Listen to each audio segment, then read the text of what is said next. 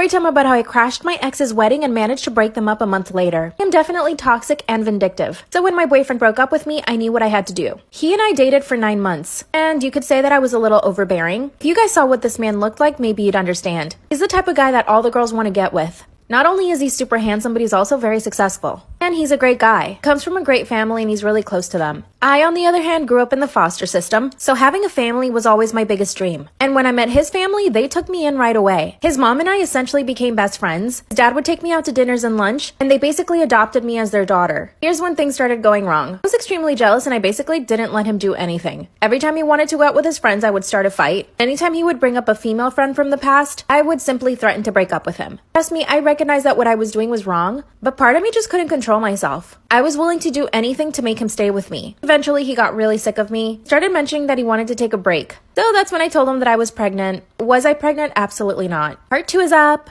Storytime about how I crashed my ex's wedding and managed to break them up a month later. The first time he threatened to break up with me, I told him that I was pregnant. It was obviously a lie and he knew it, so he basically still walked out on me. So in order to get his attention again, I decided to go to his family and tell them that I was pregnant. And they all believed me. His mom and dad even invited me to go live with them during the pregnancy. At first I said yes, but then I was like, hold on a second. How am I gonna fake a pregnancy? So to get myself out of that, I told him that I thought I was pregnant, but I actually wasn't. Yep, I'm starting my makeup all over again at this point. I had way too many layers on. During the time we were on a break, I basically followed him around everywhere just to make sure that he wasn't hooking up with any girls. Finally, 2 weeks later, he called me and told me that he missed me. We got back together, but the same thing happened. I was still jealous and controlling. But this time, he was becoming more and more jealous. So much so that he started trying to control the way that I was dressing. Around this time, we started having huge fights. He would punch the wall right by my head. I would throw things at him, even threw a knife at him once. But part of me liked that he was so jealous and toxic. He was obsessed with me. And he broke up with me again, and 2 months later, he was engaged. And guess what? His family invited me to their engagement party. Part 3 is up.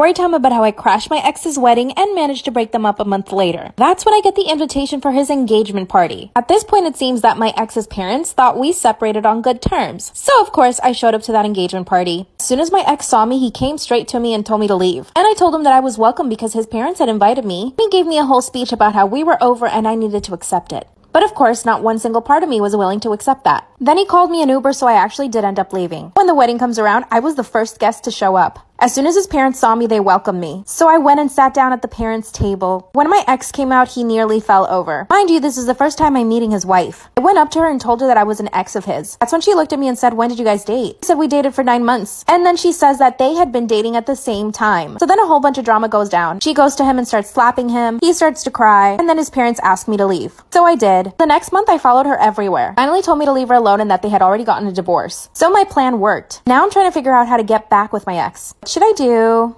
Storytime about how a strange man abused me because I did not want to give him my phone number. Disclaimer is not my storytime, I sent him on Instagram. That's when he slid his hand onto my lap. I quickly get up from the table and ask him to leave. That's when he said, why are you freaking out? I'm just trying to get your number. Then I told him that there was absolutely zero chance I would ever give him my phone number. And he said, oh, you think you have a choice? And he holds out his phone so that I could type in my number. I pushed his phone back and again asked him to leave. He threatened me and said that he wouldn't leave until I gave him my number. My knees and hands were shaking. Look back at my employees behind the counter and they are scared. That's when one of my employees says, I'm gonna call the cops. And I said, yes, call them. As soon as I turned back to this man, he swings at me. He wasn't able to reach my face, but then he grabbed me by the shoulders and pushed me down onto the ground. This all happened in about 30 seconds. As I'm on the ground, he starts slapping me. I covered my face with my arms and I just started kicking at him. And my 2 female employees, who by the way are like 17 and 18, start attacking the guy. And then he starts hitting them. Thankfully, 2 men from the street hear me yelling. I came in and tackled him and the police arrived 2 minutes later. I found out this guy was stalking me for a month. I got a restraining order. Be careful out there. Storytime about how my creepy uncle flirts with me. Disclaimer, this is not my storytime, I sent me on Instagram. I come from a really big family. My mom has 5 sisters and 1 brother, and my dad has 4 brothers and sisters. All of them have their own kids, so I have a lot of cousins. And this means we have a lot of family get-togethers. Every single weekend, someone is hosting a party. We all get together and eat, and it's actually a really nice time. But there's always that one creepy uncle. In my case, it's my mom's brother. He's 46-year-old and has never married, but he's a bachelor. He's got money, so he basically has a bunch of sugar babies. Whenever my family tells him that he needs to get married, he says he'll never get married to anybody. He thinks women only exist for the pleasure of men. When I turned 16, I noticed that he would stare at me a lot. At first, it was just staring. Every now and again, he never did anything really creepy then, but just the staring was enough for me. I never told my mom about it then, not until I turned 18. This is when he started making comments like, wow, you're growing into your body, or wow, you got great hips. He would make comments about how I was growing up, like,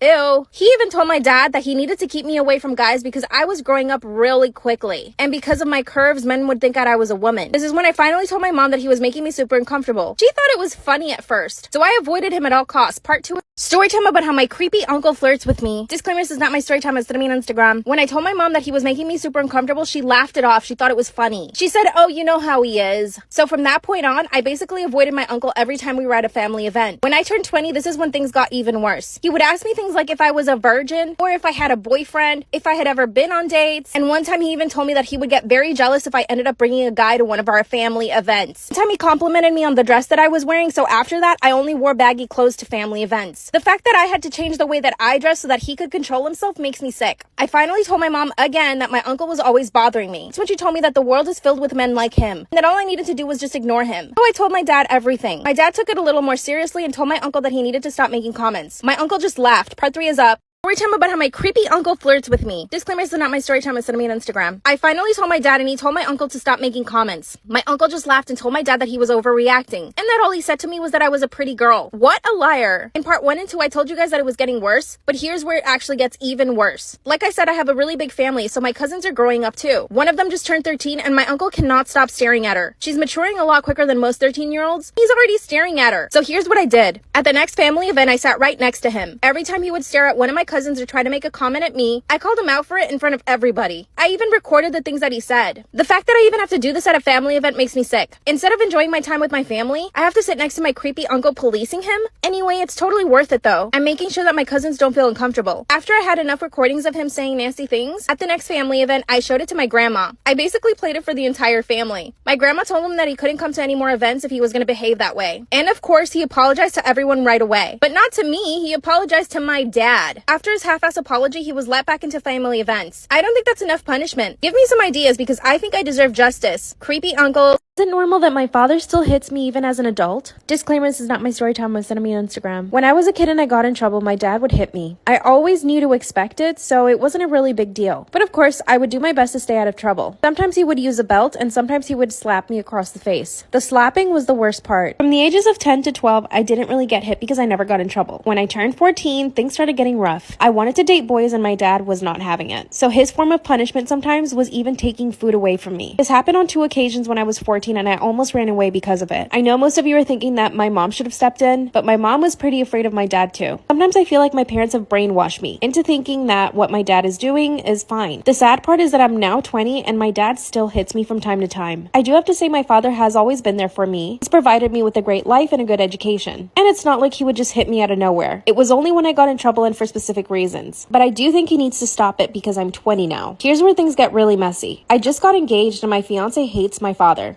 Follow for part 2. Is it normal that my father still hits me as an adult? Now that I'm 20 and engaged, I told my fiance about what my father did. Like I said, my father wouldn't just hit me out of nowhere. He would only do it when he was punishing me and for specific reasons. But my fiance loathes my father. He thinks it's abuse and that it wasn't a normal thing for me to have to endure as a child, especially as an adult. And I've only come to realize that what my dad is doing is probably wrong because of my fiance. Before that, I never had anybody in my life tell me that what my dad was doing was wrong. But here's what happened. My fiance and I were cooking in my parents' kitchen. My dad must have been in a really bad mood because he comes into the kitchen and says, "If you don't clean up this mess, I'm gonna show your fiance how I slap the shit out of you." My father had never shown that side of him in front of my fiance. But as soon as those words came out of my father's mouth, my fiance turned to him and said, "You will never put your hands on her again." And my dad said, "That's my daughter and I can do whatever I want." My fiance asked me to leave with him and I did. My mom called us and begged us to come back, but my fiance said no. Part 3 is it normal that my father still hits me as an adult? After my fiance stood up to my dad, we didn't speak to my family for about 2 months. That's when my fiance asked me to go to therapy. And I did. That's when I found out that what I really needed to do was fix my relationship with my father. Because he had always punished me physically, I held a lot of resentment towards him. And my father being very antiquated, he thought that he was doing the right thing. Now let me clear a few things up. He only hit me twice when I was an adult. Once when I was 19, I got a bad grade in one of my classes and he flipped out. He slapped me across the face and told me that that would teach me to do better. The second time was right after my 20th birthday. I had gotten into an argument with my mom that really wasn't such a big deal. My mom and I worked things out, but my dad thought it was inappropriate that I spoke to my mom like that. Was I very disrespectful? No.